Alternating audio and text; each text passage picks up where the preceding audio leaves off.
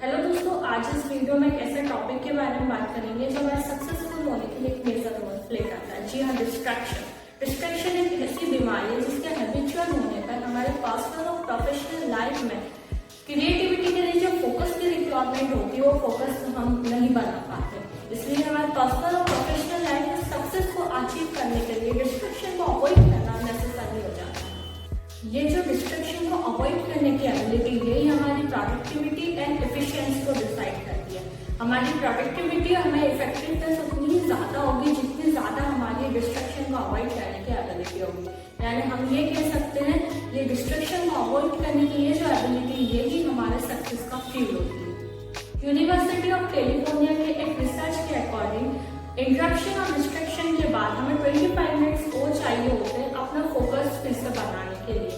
For example, यदि हमने 30 minute deeply focus करा और 5 मिनट का ब्रेक दिया तो उसका मतलब ये नहीं कि हमने वहाँ पे सिर्फ 5 मिनट का ब्रेक, उसका मतलब ये है कि हमने टोटल वहाँ पे 30 मिनट का ब्रेक लिया है, 25 मिनट फिर से फोकस बनाने में लगा दिया। इसमें कोई सरप्राइज होने की बात नहीं है कि हमें फोकस करने के लिए भी स्ट्रगल करना पड़ता है।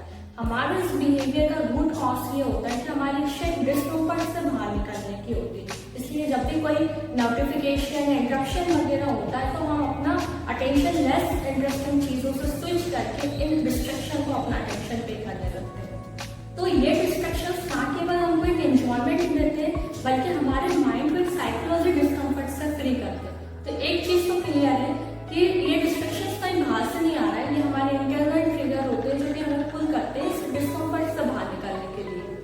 हालांकि इंटरनल ट्रिगर पर हमारा कोई कंट्रोल नहीं है कि हम कैसा फील कर रहे हैं, बट हम इन इंटरनल ट्रिगर पर हमें कैसे रिएक्ट करना है ये हम सीख सकते हैं। तो आइए कुछ ऐसे स्ट्रेटेजीज को जानते हैं जिससे हमारा डिस्ट्रैक्शन रिड्यूस और हमारी प्रोडक्टिविटी इंक्रीज करने में हमारी मदद करेगी।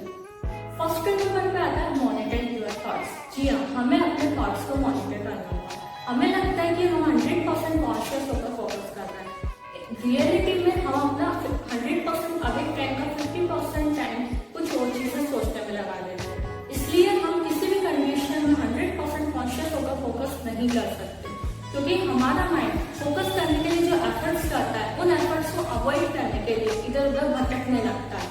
इसलिए यदि हम हमारी प्रोडक्टिविटी को इंक्रीज करना चाहते हैं तो हमें नोटिस करना होगा कि हमारा माइंड कब डिस्ट्रैक्ट हो रहा है और अपना अटेंशन वापस डिस्ट्रैक्शन से स्विच करके वापस अपने काम पर लाना होगा।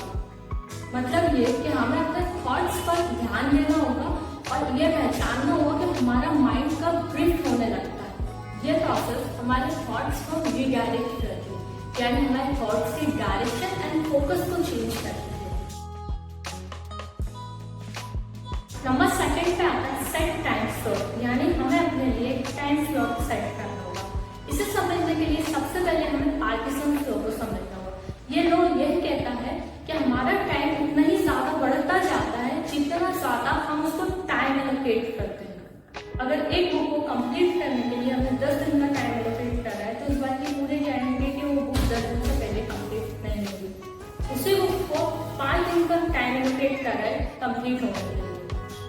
सेम बुक को कंप्लीट करने के लिए 5 दिन का टाइम एलोकेट कर रहा है। अब वर्कलोड सेम है, एक में ज्यादा टाइम एलोकेट करे तो कम टाइम एलोकेट कर रहा है। जिसमें ज्यादा टाइम एलोकेट करा उसका रिमेनिंग टाइम हम डिस्ट्रैक्शन से फिल कर देंगे, इस बात की पूरी पॉसिबिलिटी है। इस एक्स्ट्रा टाइम में हमें कुछ नहीं करना है तो इस बात की पूरी पॉसिबिलिटी है हम उस पर कुछ नहीं करेंगे। इसकी बजाय उस एक्स्ट्रा टाइम में हम अपने आप को यूट्यूब, स्नैपचैट, नेटफ्लिक्स चलाने की परमिशन देंगे। इसके अदर साइड यदि हमारे सामने एक डेडलाइन होती है तो हमारे अंदर एक लेजर लाइट जैसा फोकस डेवलप हो जाता है और हम डिस्ट्रैक्शन को किसी भी कॉस्ट पर अवॉइड करना चाहते हैं। तो डिस्ट्रैक्शन को अवॉइड करने के लिए अपने आप को एक छोटे टाइम ब्रेक दीजिए किसी भी काम को कंप्लीट करने के लिए। थर्ड नंबर पर आता है ट्रेन योर ब्रेन। हमें अपने ब्रेन को ट्रेन करना होगा। हमारा ब्रेन एक मसल्स की तरह होता है, हमें इसे इफेक्टिवली यूज करने के लिए इसे बिल्ड करने की जरूरत है।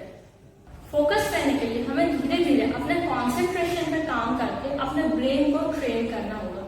ये लंबे समय के लिए हमारी फोकस करने की एबिलिटी को बढ़ा देता है। इसे करने का सबसे अच्छा तरीका होता है पोमोडोरो मेथड। इस मेथड में हम एक टाइमर सेट करते हैं और कुछ देर के लिए डीपली फोकस करते हैं। टाइमर रिंग होने पर कुछ देर का ब्रेक लेते हैं, फिर अगेन टाइमर रिंग होने पर वापस अपने काम पर फोकस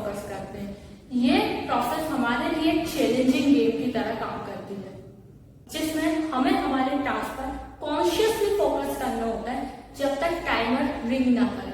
तो दोस्तों, आज इस वीडियो में हमने कुछ ऐसे स्ट्रेटेजीज के बारे में डिस्कस करा है जो आपके डिस्ट्रैक्शन को रिड्यूस करने और आपकी प्रोडक्टिविटी को बढ़ाने में आपकी मदद करेगी। यदि ये वीडियो आपको थोड़े से भी हेल्पफुल लगे तो चैनल को सब्सक्राइब एंड लाइक जरूर करें।